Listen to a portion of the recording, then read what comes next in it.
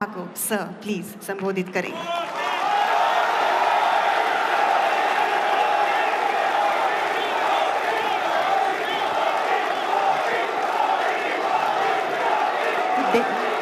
भारत माता की, भारत माता की, भारत माता की।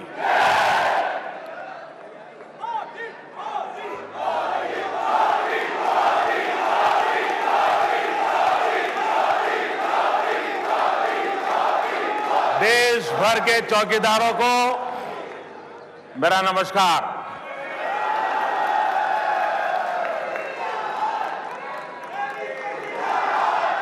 आज देश भर में करीब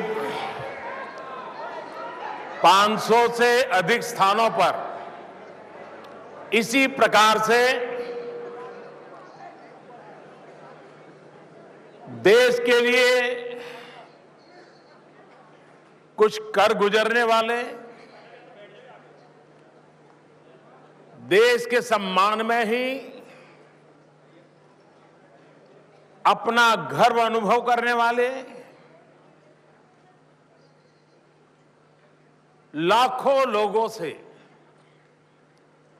टेक्नोलॉजी के माध्यम से मुझे मिलने का आज सौभाग्य मिला है। टीवी चैनलों के माध्यम से भी देश के करोड़ों परिवारों के साथ जो आज अपने घर में होंगे, उनसे भी संवाद करने का मुझे सौभाग्य मिला है। चुनाव की गर्माहट में ये एक ऐसा अवसर है जिस पर सबकी निगाहें होना बड़ा स्वाभाविक है।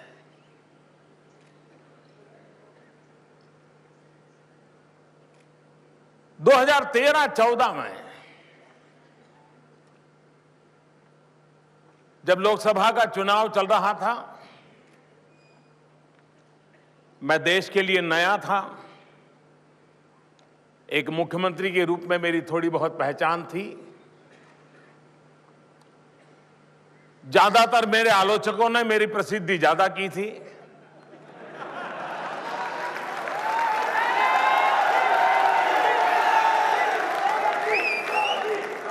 और मैं उनका तहे दिल से आभार भी व्यक्त करता हूं, क्योंकि उन्हीं के कारण देश में मेरे विषय में एक जिज्ञासा पैदा हुई थी कि आखिर इंसान है कौन।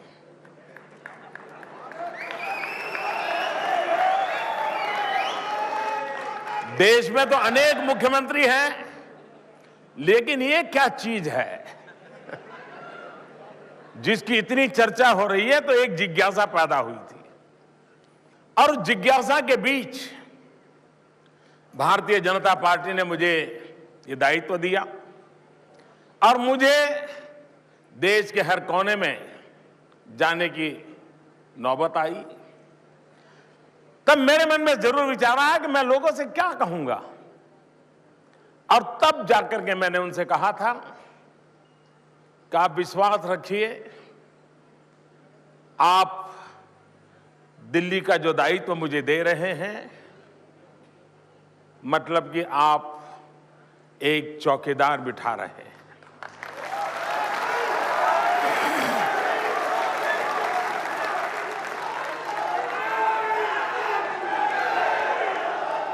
और एक चौकीदार के रूप में मैं इस दायित्व को निभाने का पूरा प्रयास करूंगा।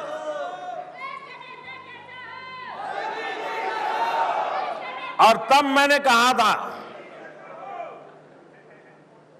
कि देश का सामान्य मानवी देश के लिए टैक्स देता है, अलग अलग प्रकार से धनराशि देता है, और इस पर देश के गरीबों का हक होता है। और मेरी ये कोशिश रहेगी कि मैं कभी भी जनता के इस पैसों पर कोई पंजा नहीं पड़ने दूंगा।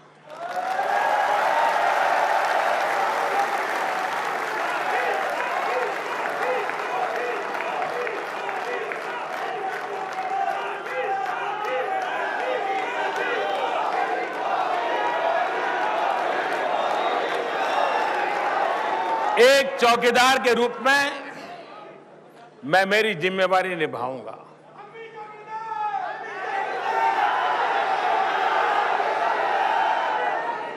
लेकिन कुछ लोगों की बौद्धिक मर्यादाएं रहती है,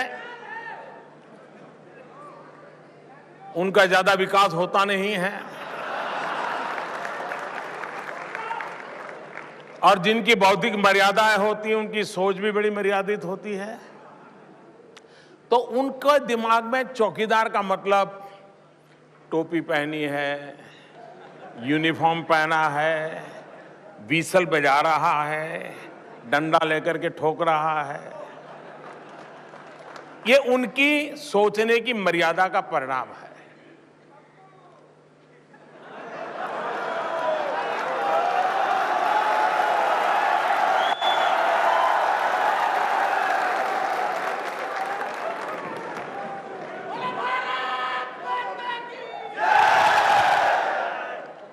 चौकीदार ये न कोई व्यवस्था है,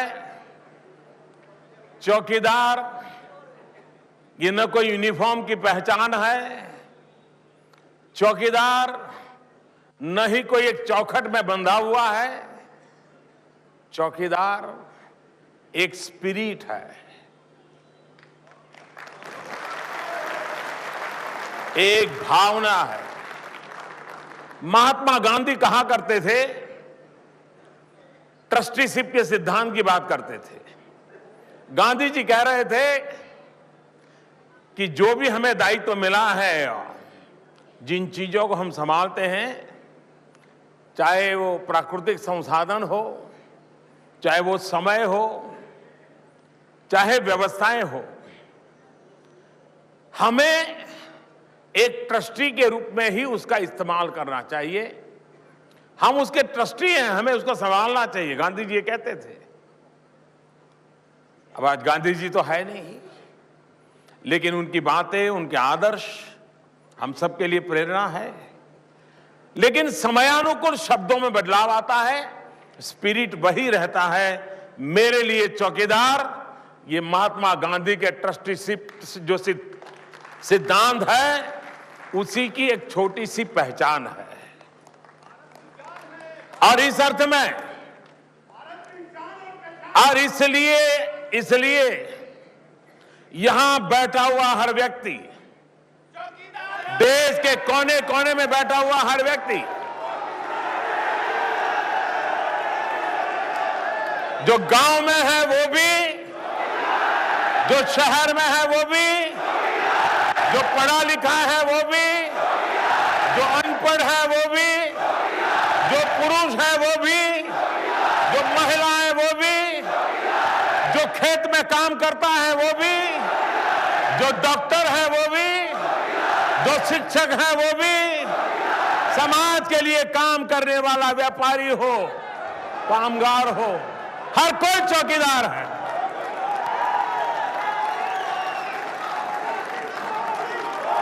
और ये भाव जितना प्रबल होगा, 125 करोड़ देशवासियों की ये जो भावना है, ये जितनी प्रबल बनेगी, आप मुझे बताइए, कोई चोरी करने वाला बचेगा क्या? कोई चोरी करने का इरादा बचेगा क्या? देश को लूटने का इरादा बचेगा क्या? हर कोई अपना दायित्व सही निभाएगा, नहीं निभाएगा? एक जिम्मेवारी का एहसास होगा कि नहीं होगा? और उसी भाव को लेकर के इस चौकीदार ने अपना काम शुरू किया और 125 करोड़ देशवासियों ने इतना भरपूर प्यार दिया, इतना समर्थन दिया, इतना विश्वास दिया कि मैंने पीछे मुड़कर कभी देखा नहीं है।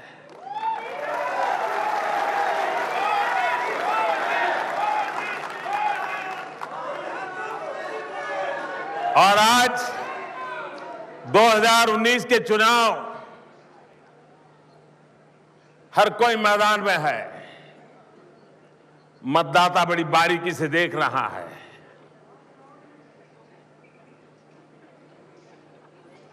और मुझे विश्वास है कि देश की जनता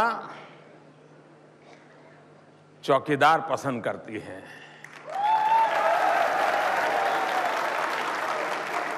देश की जनता को राजा महाराजाओं की जरूरत नहीं है। देश की जनता को हुक्मनारों की जरूरत नहीं है। और इसलिए मुझे खुशी है कि चौकीदार का भाव निरंतर विस्तार होता जा रहा है। आज मैं हर प्रकार से अपने जीवन में एक चौकीदार की तरह काम करने वाले आप सबको मेरे सामने जब देख रहा हूं और हिंदुस्तान के 500 से अधिक जगह पर इस एक भाव से जो लोग जुटे हैं, उनको मैं आदरपूर्वक नमन करता हूं, आप सबका अभिनंदन करता हूं। और मैं चाहूंगा कि आज कुछ आपसे बातें करूं, आपसे संवाद करूं और हम आगे का समय बातचीत में बिताएं।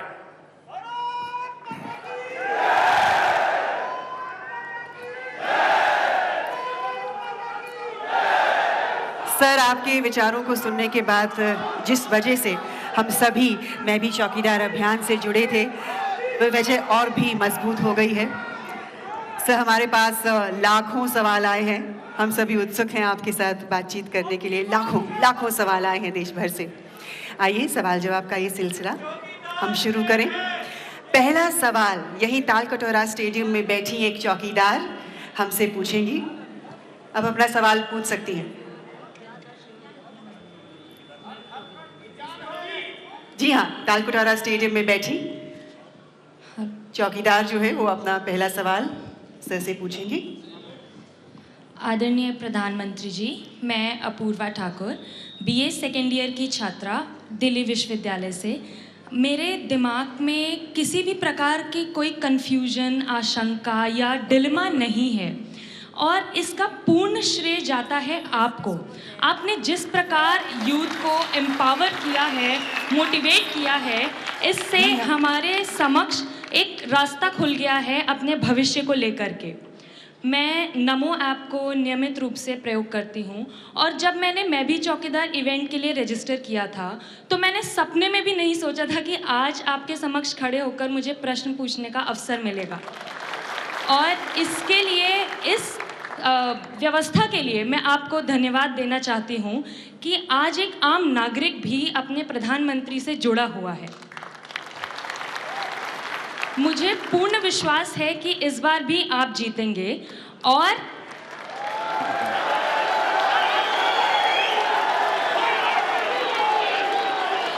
इस बार जब आप शपथ लेंगे तो मैं ये जानना चाहती हूँ कि आपकी हम चौकीदारों से क्या अपेक्षा है, आप हमसे क्या उम्मीद रखते हैं। मैं आपका बहुत आभारी हूँ कि आपने एक सामान्य नागरिक के दिल की बात को बोला है और आपने बड़े विश्वास से कहा है कि देश की जनता फिर से एक बार देश की सेवा करने का मौका हमें देने वाली है।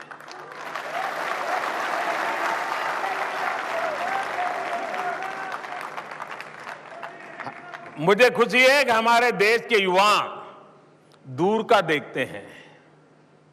हम राजनेता तो अभी 1 तारीख को, 11 तारीख को पोलिंग होगा तब क्या होगा, 21 तारीख को पोलिंग होगा तो क्या होगा, उसी में दिल लगे पड़े हैं।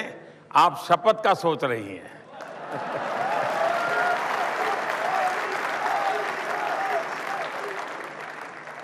ये कॉन्फिडेंस, ये आत्मविश्वास, इसकी अपनी एक ताकत होती है और इसलिए मैं आपका बहुत आभारी हूं कि आपने इन सब के ओर से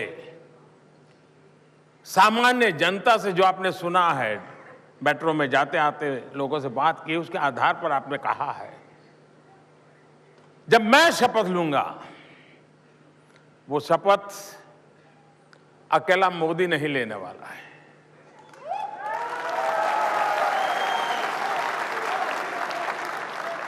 130 करोड़ हिंदुस्तानी लेने वाले हैं।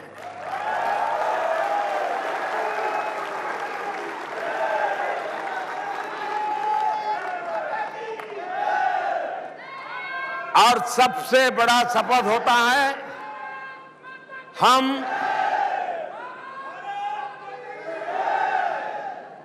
अधिकार और कर्तव्य को संतुलित करेंगे। हम अपने अधिकारों के लिए जागृत होंगे ही होंगे, लेकिन अपने कर्तव्य में कभी भी कोताही नहीं बरतेंगे।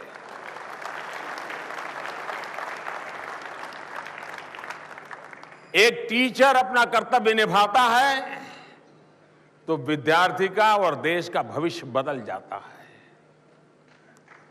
एक पुलिस वाला अपना कर्तव्य निभाता है तो समस्याओं का समाधान अपने आप होने लगता है। और उस अर्थ में हमारे देश में पिछले 5 साल जो मुझे सफलता मिली है, उसका मूल कारण जन भागीदारी है। कोई कल्पना कर सकता है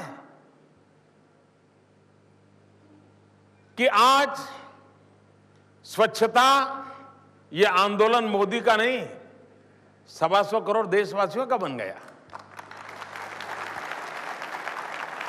और ये हब आप चौकीदार बने तभी हुआ है, और ये बिना शपथ लिए हुआ है। अगर इस बार आप शपथ लेके करोगे तो पता नहीं परिणाम कितना बड़ा आएगा।